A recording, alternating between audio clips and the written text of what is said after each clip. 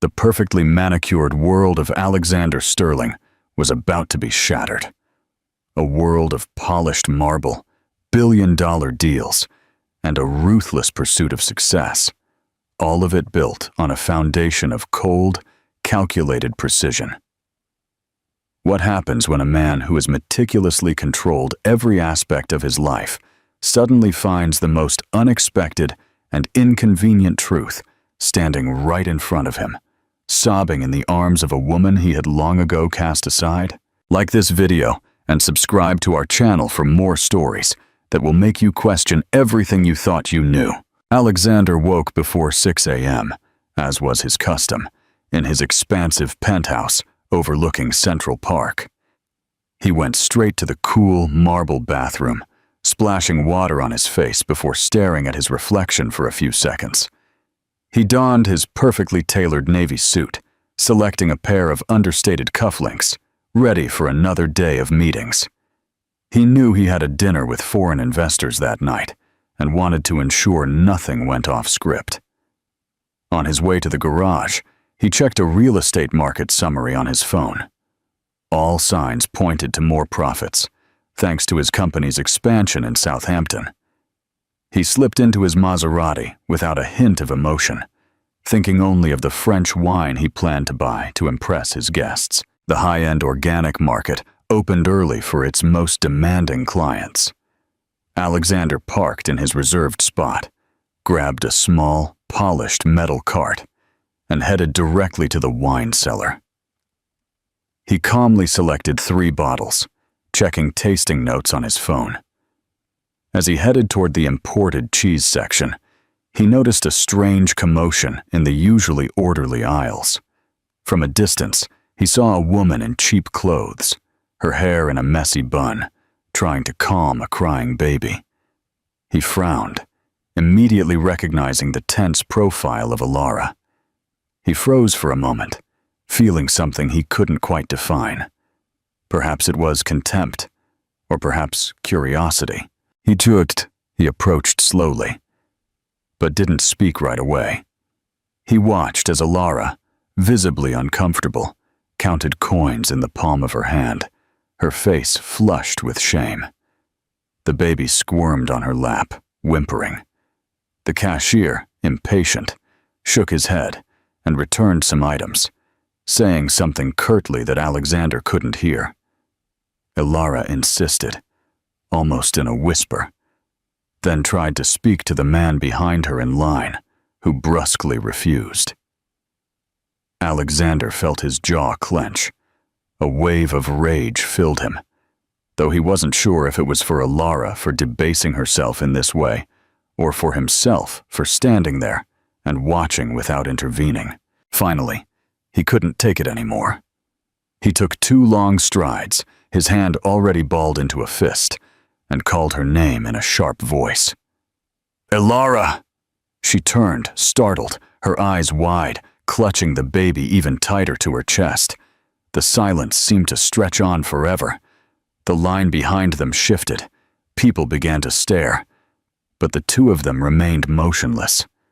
When he repeated her name in a lower but sterner tone, her expression hardened, as if putting on armor. "What is going on here?" he demanded, not bothering to moderate his voice.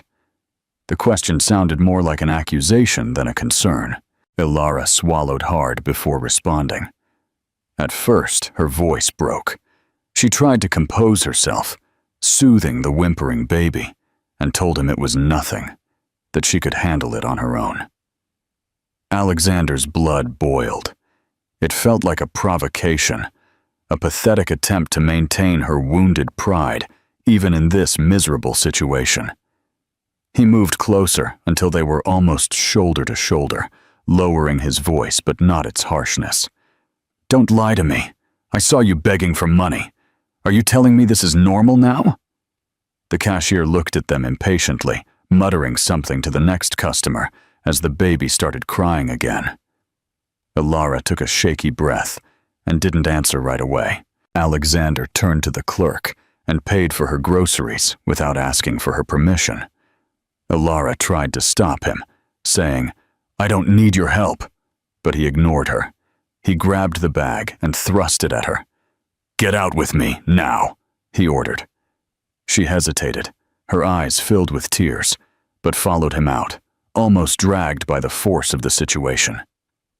In the parking lot, the cold morning light illuminated the Maserati, the abandoned cart, and Alara's desolate expression. She leaned against a concrete pillar, trying to calm her son, and finally said in a low, tense voice, "He's your son, Alexander. That's why I won't accept your pity." Alexander's world stopped for a moment. He didn't respond, just stared at her blankly, as if she had spoken in another language. The baby cried harder now, tugging at his mother's hair. Alara held him close, looking away, trying to hold back her tears. Alexander took a step back, breathing heavily. "Are you out of your mind?" he snapped, a knee-jerk reaction. She lifted her face in a silent challenge, her voice hoarse with exhaustion. "I tried to tell you. I came to your office. Your darling family threw me out, saying you didn't want to see me." The mention of his family was like a slap in the face. A knot of anger formed in his throat, but he couldn't speak immediately. Alara continued, now in a furious whisper. "I wasn't going to beg. I wasn't going to humiliate myself anymore. I left the city because I had nowhere to go. Nothing left." Alexander narrowed his eyes, looking away at the grimy parking lot floor. The distant noise of cars on the avenue seemed like an irritating hum. He felt a tightness in his chest, a burning nausea rising within him. The baby, as if sensing the atmosphere, sobbed softly in her arms. Alara wiped her face with her sleeve, hugged her son tightly, and said, "Now you know. Are you satisfied?" Alexander tried to speak, but the words came out garbled, barely audible. "Why didn't you insist? Why didn't you call me again?" It sounded ridiculous even to him, but he couldn't help it. Alara scoffed, holding her son with one tired arm, dark circles under her eyes. "Do you think I wanted to beg someone who humiliated me in front of my friends? Someone who didn't even have the courage to respond to me when he found out I was pregnant?" The baby stirred restlessly, grunting with hunger. She shifted him on her lap, rocking him slowly, trying to compose herself. Alexander felt a strange pang, not pity, but a dull, persistent guilt mixed with self-loathing. She finally turned to look at him, lowering her tone. "You didn't want this life, Alexander. Not with me. And certainly not with a child." The words hurt even more because they seemed so true. He looked away at the gleaming Maserati, his immaculate suit, the expensive shopping bags scattered nearby. Everything about him screamed distance from this scene. For a moment, he considered simply leaving, disappearing from there. But he couldn't move. His hands were trembling slightly, and he stuffed them into his pockets to hide it. How would you feel if you discovered that your ex was living on the edge of poverty with your child? What would you do in Alexander's situation? Tell us in the comments. The distant sound of car horns seemed to accentuate the uncomfortable silence that had formed between them. Alexander took a deep breath and tried to regain the controlled tone he used in meetings. "Let's clear this up. Where do you live?" She looked at him as if it were an offensive question. "It's none of your business." He gritted his teeth. "Alara, I demand to know where my son lives." The word "my" came out with unexpected force. She bit her lip, holding back tears, and replied, "In upstate New York, in a rented house with my elderly aunt. It's all I can afford." The baby whimpered again, rubbing his little face against his mother's worn coat. Alexander looked at him, bewildered, noticing for the first time the familiar features on his small face. Without a word, he opened the trunk with a dry click and gestured. "Get in." Alara backed away, hugging her son. "Are you crazy? I'm not going anywhere with you." He took a step forward, his voice low but firm. "Do you think I'm going to leave my son here, in need? Get in the car." She hesitated, feeling the weight of the baby in her arms, her head spinning with exhaustion. Finally, she gave in with a gesture of defeat. She walked around the car and sat in the back seat, cradling the baby on her lap. Alexander took a deep breath, got behind the wheel without a word, and started the engine, his heart racing with nerves. The journey to his building was tense, almost silent, interrupted only by the baby's sporadic cries. Alexander kept his eyes fixed on the road, his hands too firm on the steering wheel. Ilara looked out the window, trying to distract her son with a soothing tone, but her voice broke with exhaustion. Upon reaching the subterranean garage, lit by cold lights, he stopped the car without a word. He got out first, opened the back door, and held out his hand to help. Ilara ignored him, getting out alone with difficulty. He held the door firmly to prevent it from slamming shut, watching her adjust her shopping bag and the baby with a sigh of weariness. They entered the elevator together. The mechanical sound and the hum were their only company. Alexander kept his eyes fixed on the panel, avoiding her gaze. Ilara tried to calm the baby, whispering undecipherable words. When the doors of the top floor opened, he guided her with a sharp gesture. The apartment was impeccable. Polished floors, light furniture, minimalist paintings. Ilara hesitated at the entrance, ashamed of the discrepancy between the luxury and her reality. Alexander locked the door behind them and took a deep breath. "We'll talk, but first, feed him quietly." She felt too tired to argue. Alexander went to the modern kitchen and opened the refrigerator full of imported food, not knowing what to look for. He returned to the living room and found her sitting on the light linen sofa, trying to distract the baby, who was crying harder. "What does he eat?" he asked in a tone that was harsher than he intended. Ilara raised her red, almost ironic eyes. "Baby food. First, a clean diaper." He scratched his forehead in frustration, opened a cabinet with the groceries he had paid for, and carelessly threw the bag on the floor. Ilara sighed, gathered her things, and began to change her son, right there, on the rug, ignoring Alexander's look of horror at the mess. He stood still, his arms crossed, trying not to look directly at it. The smell of the dirty diaper seemed to permeate the entire apartment. Ilara cleaned the baby with automatic but gentle gestures, speaking softly to calm him. Alexander looked away toward the window, his hands trembling. When she finished, she held the baby on her lap and began to feed him carefully. The crying gradually stopped, replaced by a silence of relief. Alexander finally approached slowly, still unsure, and asked in a whisper, "What's his name?" Ilara didn't look at him, just replied curtly, "Leo." The word seemed to resonate in the air, heavy, definitive. Alexander repeated the name almost involuntarily, Leo. A knot of self-irritation formed in his throat. He cleared his throat and turned to the bar, pouring himself a glass of water, anything to occupy his hands.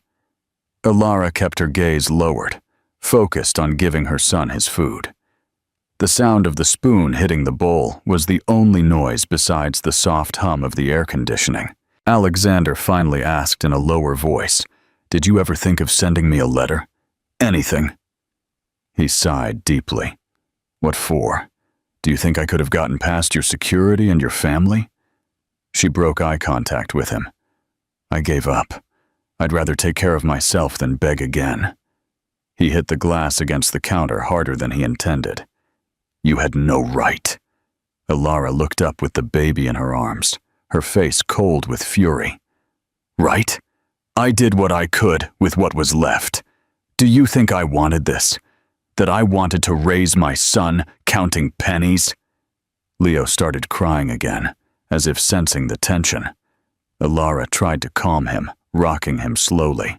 Alexander approached hesitantly, stopping a step away from her.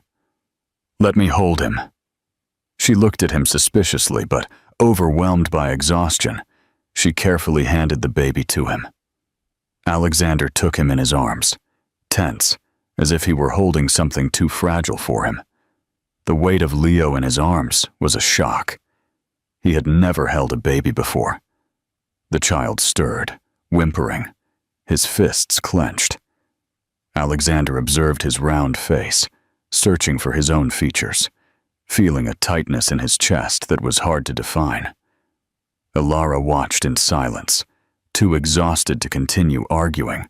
Alexander awkwardly tried to rock his son, not knowing what to do. "Not like that," Ilara murmured, and she got up to adjust his hands. Her closeness was uncomfortable, but necessary. Leo finally calmed down a little, breathing softly on his father's shoulder. Ilara backed away, hugging herself. The silent apartment suddenly felt enormous and cold. Alexander stood there with the baby, his heart racing. "He really is my son," he said in a low voice, more to himself than to her. Ilara nodded tiredly. "He always has been. I never lied about it." The silence between them was thick, filled with everything they hadn't said to each other before. Alexander took a deep breath, unable to hide the tremor in his voice. "I want to get a DNA test. I need to." Ilara looked up, hardened. "Fine. But even if you don't want anything later, I swear he won't go hungry again." Alexander nodded, unable to look away from his son. Leo was sleeping now, exhausted, his little face pressed against Alexander's chest. Alexander felt strange, heavy, as if something had changed forever. He carefully placed the baby on the sofa, improvising a safe corner with pillows. Ilara approached to settle him, her fingers trembling. Without much thought, Alexander asked, "Do you have somewhere to sleep tonight?" She took a deep breath before answering. "I was going to take the bus back to upstate New York after we sorted this out. I don't have anyone here." He bit his lip, holding back the urge to scream. "Stay here tonight," he said with effort, barely believing his own words. Ilara looked at him as if he had lost his mind. "Now you want to house me in your palace?" He ran a hand over his face, irritated. "I'm not offering you luxuries. I'm telling you that you are not going to put the kid on a crowded bus today. It's cold, he's tired, and you're exhausted." She hesitated, her eyes glistening with tears that she refused to let fall. Alexander felt a tightness in his chest, almost wanting to apologize, but he couldn't. Instead, he looked away toward the window, where the city began to be covered in the cold light of mid-morning. Ilara took a deep breath and dropped her bag on the floor, sitting back down on the sofa, careful not to wake Leo. The silence was thick. Only the faint sound of distant traffic filtered through the double-paned windows. Alexander went to the kitchen and came back with a glass of water for her. He offered it to her awkwardly. She took it, thanking him in a whisper. He sat in the armchair opposite her, legs apart, elbows on his knees, looking at the floor.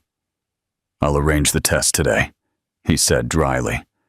Ilara nodded, gripping the glass tightly. "Do what you want. I have nothing to hide." The baby snored on the sofa, his diaper clean and his face relaxed. Alexander couldn't stop looking at him, wondering how he had spent so much time without knowing of his existence. He felt a mixture of anger, at Ilara, at his family, at himself, and something much harder to admit, fear. He didn't know how to be a father.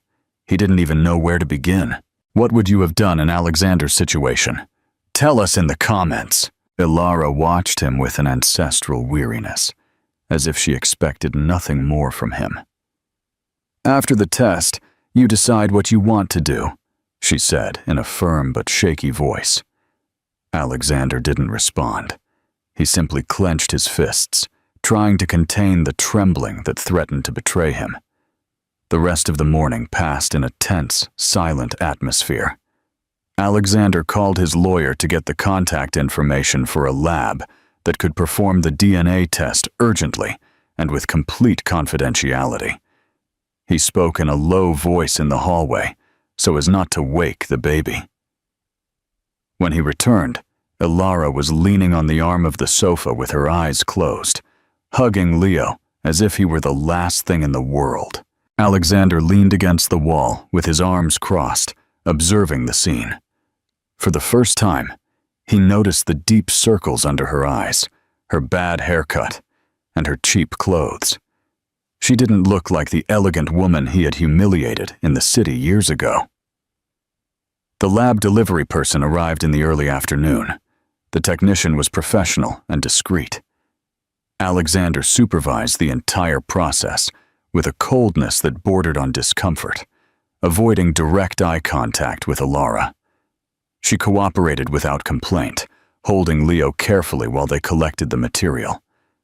The baby cried, startled by the strange contact, and Ilara quickly calmed him, whispering. Alexander looked away, his jaw clenched. When the technician left, promising results in 2 days, silence returned. Alexander went to the bar, poured himself a glass of whiskey, and drank it in one gulp, feeling the bitter, acrid taste in his throat. Ilara settled Leo on the sofa and slowly stood up, stretching her back with a soft crack. She looked around, uncomfortable with the silent luxury. Alexander finished his whiskey and slammed the glass on the counter. "Do you want something to eat?" he asked without looking at her. Ilara arched an eyebrow, too tired for irony. "I'll eat whatever you have." He snorted, went to the refrigerator, and started taking out expensive cheeses, artisan bread, and fruit in plastic containers. Ilara watched him, almost with cynicism. "Do you have any normal bread?" she asked. Alexander stopped, irritated, and threw a package of rustic bread onto the counter. He made an impromptu sandwich with thin slices of ham and a cheese whose name he didn't know. He ate it in silence, sitting at the table, while Leo slept on the sofa. Alexander stood, leaning against the counter, watching her eat carefully. It seemed absurd. The woman he had cast out of his life was there, eating in his kitchen, and his son was sleeping a few feet away. For a moment he considered apologizing, but he bit the inside of his mouth and swallowed. "When I have the results, we'll talk quietly," he said in a low voice. Ilara looked up wearily and simply nodded. The rest of the day was slow and heavy. Alexander locked himself in his office, trying to work, but he couldn't concentrate on anything. The spreadsheets, the emails, the messages from his partners, everything seemed distant and unimportant. Every now and then he would hear Leo crying in the living room and Ilara's tired voice trying to calm him. He rested his forehead on the wood of his desk, breathing deeply. At another time he would have fired everyone and hung up the phone, but now he felt trapped, unable to make quick decisions. It was as if something had broken inside him and he didn't know how to fix it. When he came out of the office, it was already dark outside. The warm lights of the living room illuminated Ilara, sitting on the sofa, rocking Leo in her arms. The baby grunted, fighting to fall asleep. Ilara looked at him, exhausted, but not hostile. Alexander approached slowly. "I bought a crib yesterday, but I haven't assembled it yet." She looked at him in surprise. "What for?" He swallowed. "For my son." The word hung heavy in the air. Ilara sighed. "He sleeps with me." Alexander looked down at the floor. "You can sleep in the guest room tonight. We'll see about tomorrow." She nodded in silence, rocking Leo with more care. Alexander prepared the guest room without saying much, removing the expensive comforter and replacing it with a simpler one he found in the closet. Ilara entered slowly, holding a half-asleep Leo. She looked around the spacious room, decorated in neutral tones, and shook her head with a sigh. "I never imagined I would end up here," she murmured, more to herself than to him. Alexander stopped at the door, his hands in his pockets, wanting to respond, but not finding the words. They stood in awkward silence for a moment, hearing only the hum of the air conditioner. Finally, he cleared his throat. "If you need anything, call me." Ilara looked up at him tiredly, without irony. "I just want him to sleep well tonight." Alexander nodded, barely moving his neck. "Me too." She carefully placed Leo on the improvised bed, took off her shoes, and sat down next to her son, running her hand slowly through his fine hair. Alexander watched the scene in silence, his heart heavy. Before leaving the room, he took a deep breath and said in a low voice, "Good night." Ilara didn't respond immediately, only whispered after a few seconds, "Good night." Alexander returned to the living room, sank into the sofa, and exhaled forcefully. He ran his hands over his face, trying to organize his thoughts. Everything inside him screamed to solve this the way he always did, with money, contracts, orders. But none of that worked. His son was sleeping in the next room on an improvised mattress, and his mother was so exhausted she could barely argue. He got up and went to the bar, but gave up on refilling his glass. Instead, he opened the fridge and grabbed an ice-cold water, feeling the cold bite his teeth. He drank slowly, trying to control the slight tremor in his fingers. In the dim hallway, Alexander approached the guest room and put his ear to the door. He heard Ilara humming softly, almost a lament, trying to calm Leo. It was a simple melody, without lyrics, just a gentle sound. He moved away before she noticed, feeling an uncomfortable tightness in his chest. He returned to the living room and sat down again. He picked up his phone, read messages from his partners who wanted to confirm the dinner with the investors. He wrote a brief response, "Postponed, personal issue."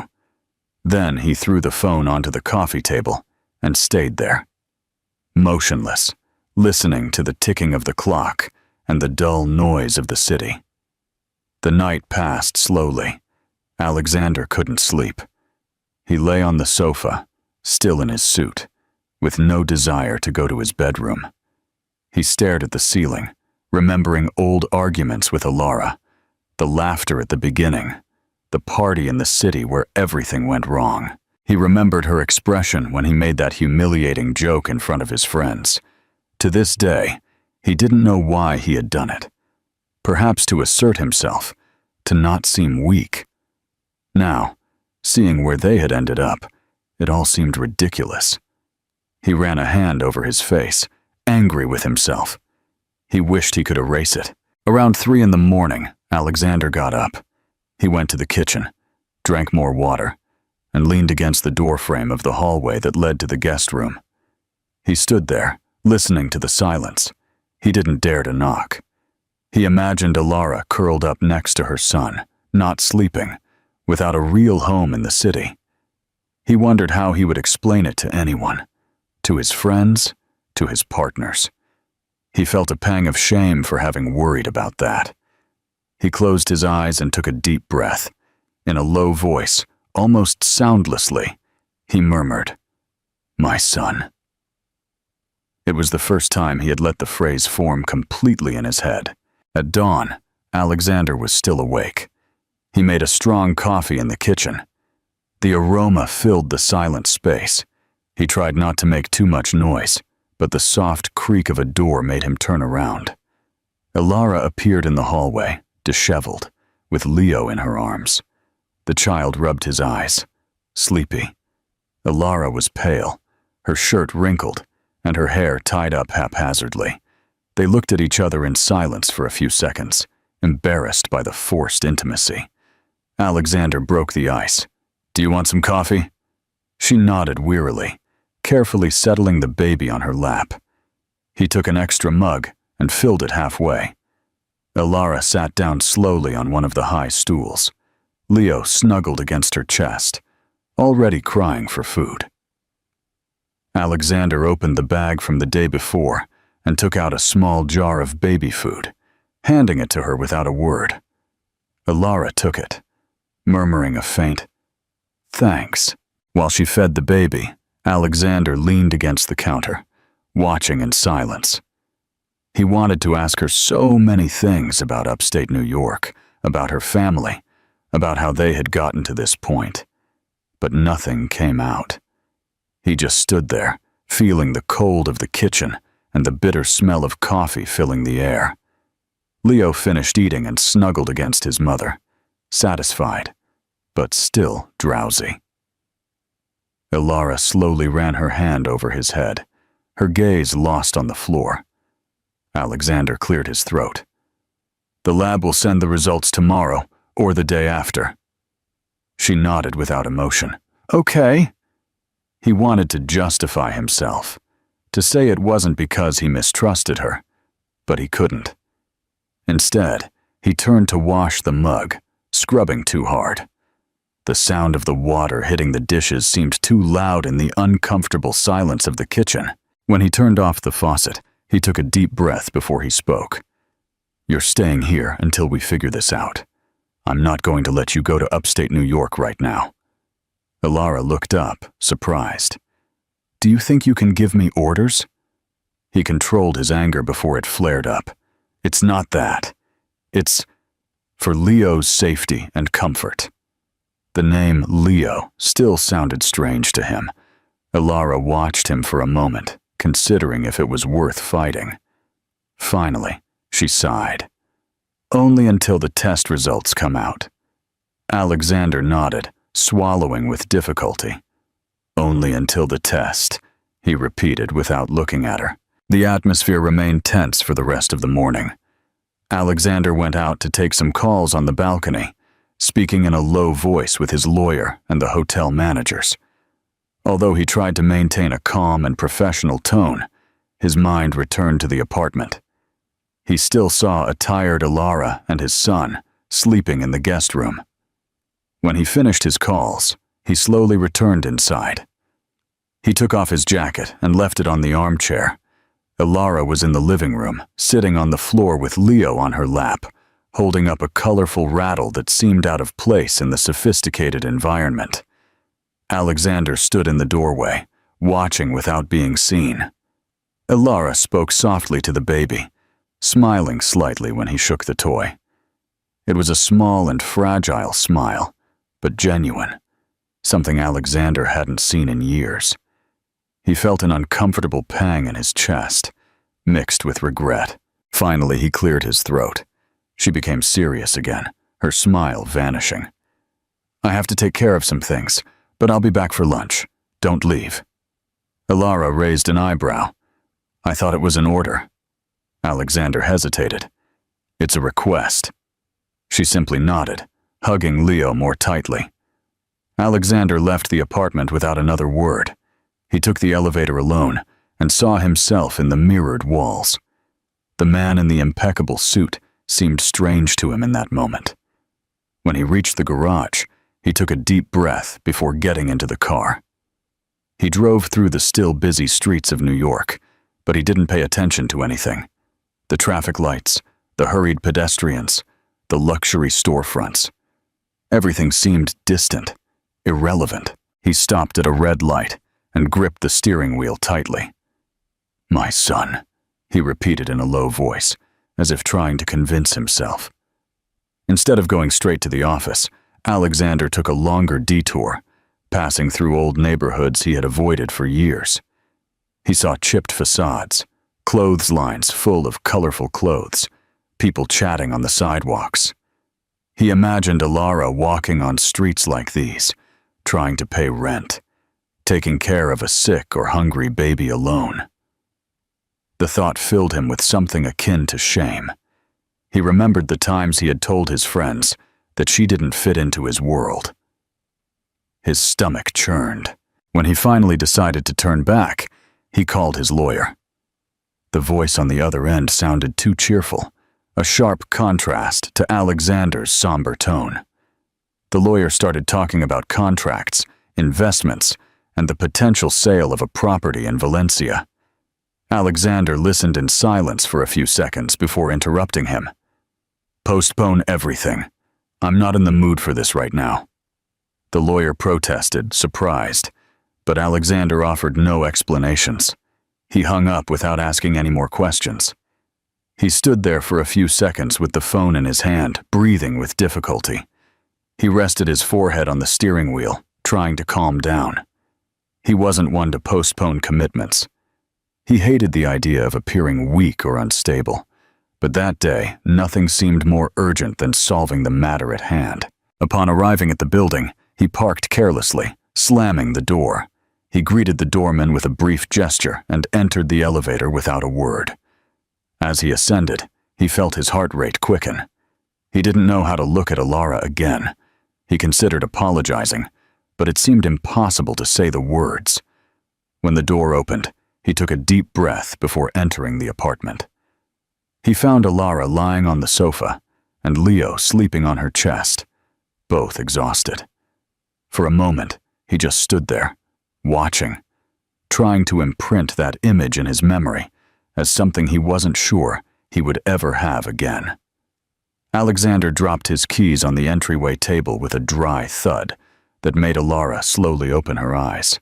She said nothing, just carefully adjusted Leo so as not to wake him. He cleared his throat, trying to seem calm. "Did you have lunch?" Alara shook her head, running a hand through her messy hair. Alexander took a deep breath and went to the kitchen. He began opening cabinets, pulling out ingredients without much method. She watched him in silence, surprised by the scene. He dropped the package of rice on the counter, letting out a deep sigh. "I don't know how to cook anything decent, but I'll try." Alara gave a tired half smile. "Even rice will do." While the water boiled, the atmosphere calmed down a bit. Alexander stirred the pot with tense movements, spilling a little over the edge. Alara slowly got up, cradling Leo in her arms, and approached to help. Without a word, she carefully took his spoon, stirred with more skill, and adjusted the heat. For a few seconds, they stood side by side, breathing in the hot steam. Alexander looked away, uncomfortable, but didn't back away. When Alara finished, she handed the spoon back to him without looking. "It's ready. Just wait now." Alexander cleared his throat. "Thanks." It was the first time all day that the word came out effortlessly. The rice cooked in an almost respectful silence. Alara served 2 simple plates and placed a folded towel on the chair, so Leo, who was now more awake, could sit safely. Alexander sat at the table, still in his wrinkled suit, running a nervous hand through his hair. Alara settled the baby on her lap and began giving him small spoonfuls, carefully cleaning the corners of his mouth. Alexander watched, not knowing what to do with his own fork. The image seemed too domestic for that minimalist designer home. He cleared his throat. "He looks a lot like you," he said in a low voice. Alara looked up, surprised, then looked down. "Sometimes I see you reflected in him," she admitted in a low voice. The comment seemed to hurt them both. Leo, oblivious to the weight of the conversation, made incoherent sounds and hit the table with his hands. Alexander tried to smile at his son, but it was an awkward, almost mechanical effort. Alara noticed and sighed. "You don't have to force anything now." Alexander frowned, irritated by how easily she read him. "I'm not forcing anything." She shrugged, too tired to argue, and continued to feed Leo, trying to ignore the muffled sound of his fork hitting the plate. After eating, Alara settled on the sofa with Leo sleeping in her arms. Alexander sat in the armchair opposite her, his gaze fixed on the floor.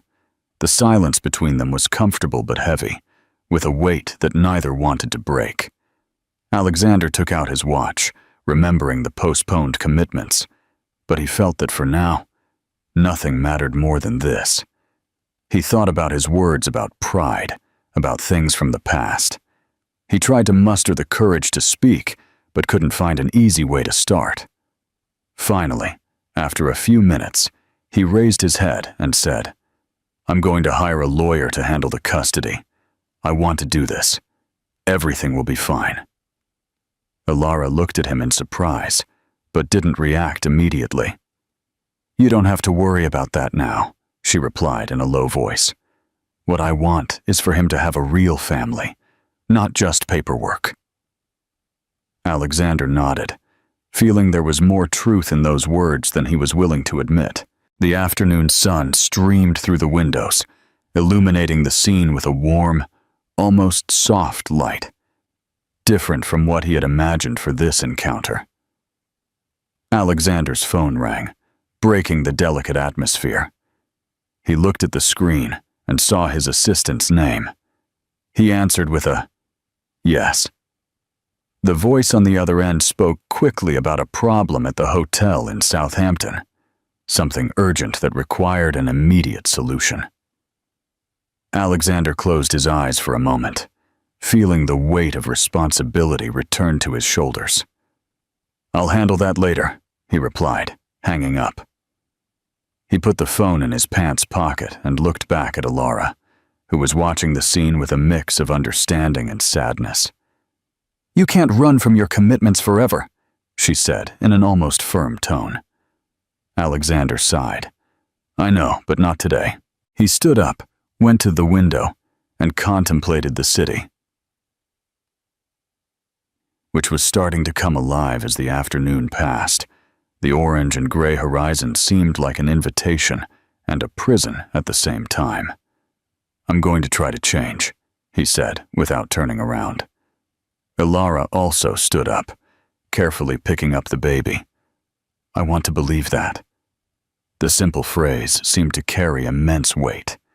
Alexander closed his eyes, knowing that wishing for it wasn't enough. He would have to prove it. As night fell, Alexander decided he needed to go beyond words.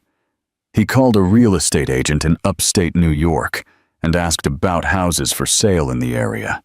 He wanted something simple, affordable, a place that could be a home for Alara and Leo. The idea of using his name or his money as a shield bothered him, but he knew it was what he could offer at that moment. He closed his phone, his face tense, as if he were carrying an invisible burden.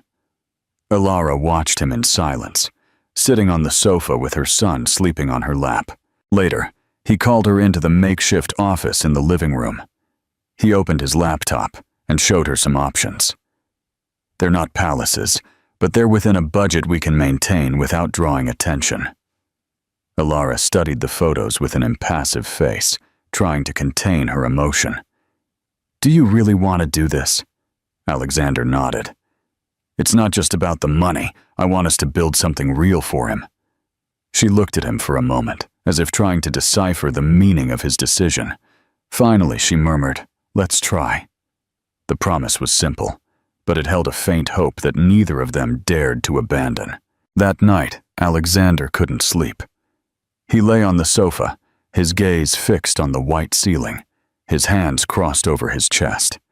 The image of Leo, so small and vulnerable, wouldn't leave him. He thought about everything he had lost in recent years, and the distance that pride had created between him and Alara. He felt the frustration of a man who had always been in control, but was now facing something he simply couldn't control. Guilt pressed on his chest, mixed with the fear of failing as a father and a partner. Meanwhile, Alara leaned back in the armchair, gently rocking the baby. She thought about the difficulties she had faced alone, the moments when she believed there was no way out. Now, here, in Alexander's house, everything seemed strange and distant. She still didn't know if she could trust him, but a small part of her wanted to believe that, finally, things could change. She took a deep breath and closed her eyes, tired, hoping that the new day would bring the answers that hadn't arrived that morning. The next morning, the sun filtered timidly through the apartment window. Ilara woke up before Alexander, tending to Leo, who was starting to move his arms. Sleepy. The silence between them was still profound, but less heavy. Ilara made a simple coffee and brought a cup to Alexander, who was now wearing jeans and a more casual shirt. He accepted the gesture without a word, sitting at the kitchen table. For the first time, he seemed less out of place in that space. While they drank coffee, Alexander took out his phone and showed her the messages from the real estate agent in upstate New York. "I've selected some houses to visit tomorrow. I want you to choose the one you like best." Ilara looked at the photos with a mix of skepticism and hope. "I don't know if it will be easy, Alexander." He nodded. "No one said it would be, but we'll try. For Leo." The baby cried softly, capturing their attention. They exchanged a quick look, knowing that despite their doubts, they were starting something new together. The day passed slowly, with Ilara trying to organize an improvised routine to care for Leo, while Alexander answered calls and sent emails from the office set up in the living room. They had little time for conversation, but the small interactions, a look, a gesture of support, began to build a fragile trust. Alexander was still distant, but less cold. Ilara, despite her exhaustion, seemed less hesitant. Leo seemed to perceive the change, relaxing more in their arms. Late in the afternoon, Alexander invited Ilara to the building's terrace to talk. The view of the city, with the sun setting behind the buildings, offered an unexpectedly relaxing atmosphere. He spoke of investment plans and how he could adjust his finances to help without attracting attention. Ilara listened, also perceiving his effort to go beyond words. It wasn't a promise of immediate change, but the beginning of a path that was still uncertain, but real. When they returned inside, Leo was already sleeping in Ilara's arms, lulled by the silence of the dawn. That night, Alexander tried to get closer to Leo again. He sat on the floor next to the sofa, playing with the toy Ilara had left for the baby. He tried to make a face but ended up laughing at himself, surprised by his own vulnerability. Ilara watched him from a distance with an expression that was difficult to interpret. "You don't have to force it," she said in a low voice. Alexander shook his head with a sad smile. "I know, but I want to try." Leo turned over in her lap, stretching his arms. Alexander got up and went to get a blanket to cover the baby. The simple gesture seemed to have more meaning than any words spoken until then. They stayed there, side by side, watching their son sleep, sharing a comforting silence for the first time. It was a brief moment, but different from anything they had ever experienced before. A true opportunity for a new beginning. The next day, Alexander woke up to his alarm at 6:30 in the morning. This time, he didn't get up to shower immediately, but stayed staring at the ceiling for a few minutes, reflecting on everything that had happened. He was no longer the same cold and calculating businessman as always. There was something new, a confused mix of fear, responsibility, and an uncomfortable desire for change. When he finally got up, he felt the weight of the new routine that awaited him. Ilara woke up shortly after, slowly checking her phone while rocking Leo. She prepared breakfast with care, as if each gesture were a step toward rebuilding what they had left behind. Alexander entered the kitchen and helped her set the table, a silent effort that, for both of them, said more than any conversation. In that small New York apartment, the routine was beginning to transform into the promise of a future, still uncertain, but possible. Alexander and Ilara went together to visit houses in upstate New York. The car traveled along narrow roads, bordering golden fields under the radiant sun. Ilara pointed out details of the houses with a critical eye, while Alexander wrote down prices and conditions on his phone, trying to understand what was truly viable. Leo slept in his car seat, lulled by the constant movement of the vehicle. Despite the silence between them, there was a kind of camaraderie, albeit fragile, that was growing little by little. Upon reaching the first house, a simple house with old stone walls, Ilara sighed with a mix of hope and weariness. Alexander entered carefully, observing every corner. "It's not a castle, but it could be a home," he said, trying to sound confident. Ilara looked at him with tired eyes and smiled for the first time that day. "It's what we need."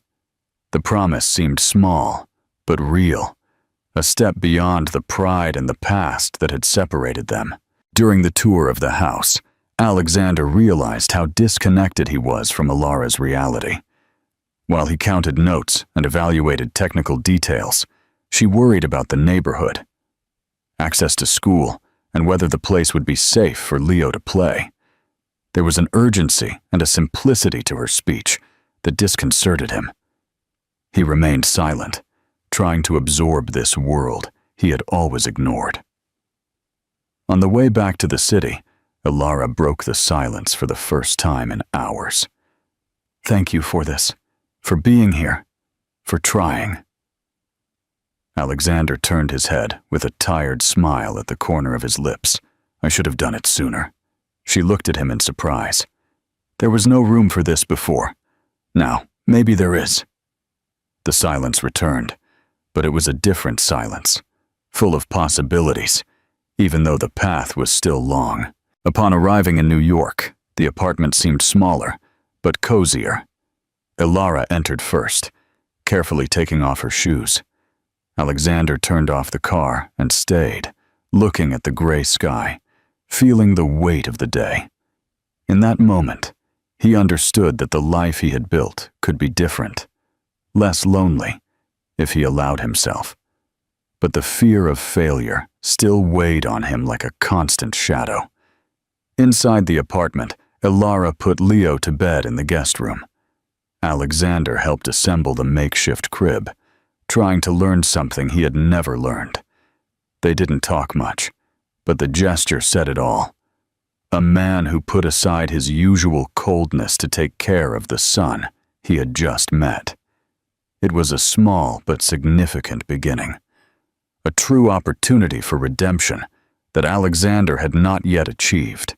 The next morning, Ilara woke up early and decided to go out and buy things for the baby. Alexander offered to go with her, but she declined with a slight smile. "I want to do this alone." He understood the message, but couldn't help feeling worried. As she walked away, he watched the busy street, feeling strangely out of place in the paternal role he was beginning to take on. Later, Ilara returned with modest bags full of simple items: diapers, baby food, basic clothes. Alexander helped her pack everything, feeling the simplicity of that gesture as a silent invitation to get closer, without rush, without pressure. They still had a lot to resolve, but there was common ground, a space where pride began to give way to the need to care, together, for this small piece of the future they now shared. In the following days, Alexander began to visit the apartment more frequently. He tried to balance his work commitments with the new responsibilities that arose there. He still felt the weight of the past, but there was something in Ilara's tired gaze that drove him to keep trying. They argued little, but the routine, changing diapers, feeding Leo, choosing clothes, created a silent bond, made of small gestures and learned lessons. Ilara watched the changes in him, cautious but hopeful. She knew that pride was still there, and the wounds were deep, but she saw that Alexander was no longer just fulfilling a duty. He was beginning to want to be a part of their lives. It was a slow and difficult process, but the possibility of rebuilding something real began to take shape. Not a fairy tale, but a raw, real, and possible reality. One rainy afternoon, while Leo was sleeping peacefully, Ilara and Alexander sat on the apartment balcony, contemplating the gray city. The silence between them was no longer heavy, but comforting, as if two people were beginning to understand each other's complexity. Ilara broke the silence, saying that she still felt scared, but that she saw something different in Alexander, a genuine desire to change. Alexander nodded, admitting that he didn't know how to be a father, or how to fix the mistakes of the past, but he was willing to learn. They didn't make grandiose promises, just a silent commitment to try.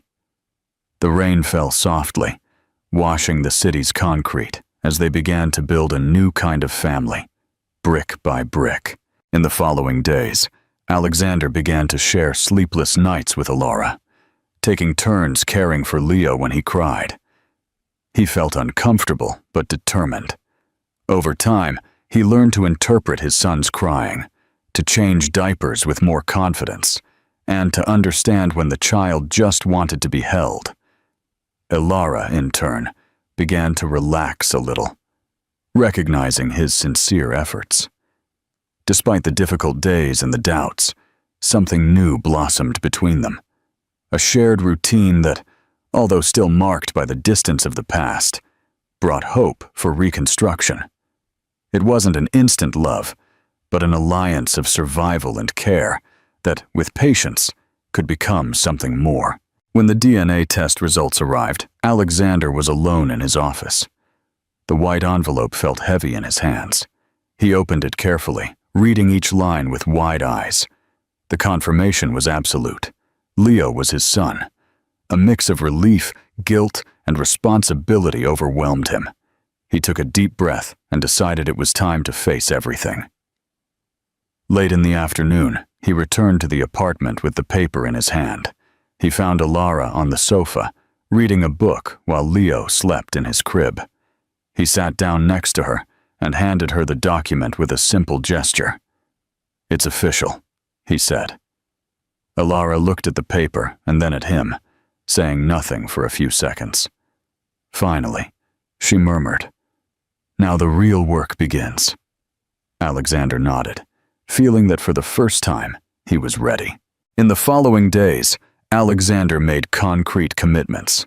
He hired a nanny to help Ilara, scheduled regular pediatrician visits, and began to include Leo in his work trips, trying to reconcile his professional and personal life. Ilara, despite her exhaustion, noticed a real change. He was no longer just offering her money, but his presence. They still had conflicts and misunderstandings, but the arguments no longer ended with slammed doors. Little by little, they began to exchange sincere words, to share worries and joys. It was a slow but palpable progress. The family, which had seemed impossible 2 months earlier, was beginning to form not around perfection, but around mutual acceptance and effort. One radiant morning, Alexander took Leo to the park for the first time. He watched his son chase a puppy, with eyes bright with curiosity and joy. Ilara watched from a distance with a shy smile, realizing that this moment was more than just fun. It was a silent achievement for everyone. As they walked together, Alexander felt the distance of the past shrinking, replaced by something he couldn't yet name, but which held the promise of a different future. It wasn't an immediate happy ending, but a true beginning, built with every small step, amid stumbles and learned lessons. That afternoon, Alexander and Ilara sat together on the sofa, watching Leo play with a set of colorful blocks scattered on the rug. The simple scene seemed to carry an unexpected emotional charge for both of them. Alexander, still insecure, tried to find the right words to express his feelings, but ended up remaining silent, preferring to observe his son and the woman who had once seemed so distant. Ilara, with a sweeter gaze, noticed the change and responded to his silence with a slight smile, a quiet invitation to communicate. The atmosphere of the apartment, once tense and cold, began to transform into something more welcoming. Small gestures, like Alexander bringing a blanket to Leo or Ilara preparing a snack for everyone, began to forge a routine that both of them needed. It wasn't a magical solution, but a daily process of trial and error, where pride gave way to the need and desire to be together, even though the fears and wounds of the past still separated them. As the days passed, Alexander became more present, attending medical appointments, helping with household chores, and trying to understand Ilara's exhausting rhythm. Despite the difficulties, he no longer backed down. The routine, although tiring, created a kind of foundation for something new to emerge. Ilara, in turn, although she still harbored reservations, began to trust this man, whom she didn't fully recognize, but who insisted on trying. One night, while Leo was sleeping soundly, Alexander and Ilara sat at the kitchen table, sharing a comforting silence. They didn't need words to understand that this moment represented a small victory, a concrete step toward rebuilding a life that they both thought was lost forever. They knew the road would be long, but they were willing to walk it together, without rushing, and with truth as the only foundation. In the following weeks, Alexander began to attend Leo's school more frequently, participating in meetings and events that Ilara found difficult to organize. His presence, although timid, helped her ease the burden she had carried alone for years. They exchanged discreet glances, small gestures that indicated the beginning of a still fragile complicity. One Sunday morning, the three of them went for a walk through the town. They walked through the park, stopped for a simple ice cream, and laughed together, spontaneously, for the first time. That day didn't erase the pain of the past, but it showed them that even in the midst of difficulties, life could offer new opportunities, and that they were beginning to take advantage of theirs. With time, Alexander learned to better manage the balance between his business empire and the new family he was forming. Ilara, despite her scars, allowed herself moments of peace, accepting the support she had previously rejected. Pride was still present, but it was no longer an insurmountable wall, just part of their complexity. The nights became less lonely for Alexander. The apartment, once a cold and distant space, became a place where Leo's shy laughter filled the rooms. The family was still far from perfect, but it was moving toward a coexistence marked by respect and mutual care. A new territory that was also longed for by all. At a simple dinner, without guests or formalities, Alexander and Ilara talked for the first time about the future. Without accusations or resentments, they spoke of small, achievable dreams, real plans for Leo to grow up healthy and safe. It was a moment of silent unity, a pact of hope between two adults marked by the past. That same night, Alexander saw his son sleeping peacefully and felt an unknown peace. It wasn't the end of a story, but the beginning of another, full of challenges. Yes, but also of real possibilities. Finally, he whispered to himself, "We can do this." The days passed, and, little by little, the new family adapted to the routine. Alexander learned to love the silence of the house, with Leo running through the hallways, and Ilara smiling when she saw them together. It wasn't easy, but it was real.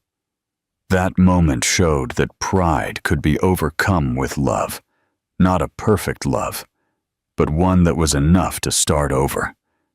At the end of the day, as the sunlight set behind the New York buildings, Alexander looked at Ilara and his son, and realized that despite their scars, they were building something worthwhile. Without words, just by looking at them, he knew that this was the true beginning of a new life for the three of them. The lesson of the story: this story teaches us that true success and a meaningful life are not found in wealth, power, or a perfectly controlled existence. Javier's initial pride and arrogance left him cold and alone, despite his immense fortune. The true value in life is found in vulnerability, in facing the consequences of our past actions, and in the difficult, messy work of building real connections.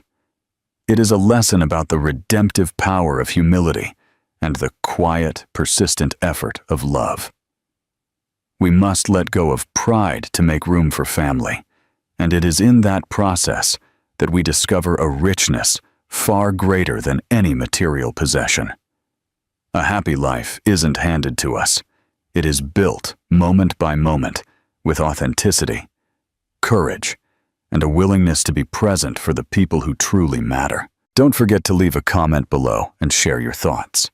And if you enjoyed this story, please like this video and subscribe to the channel for more.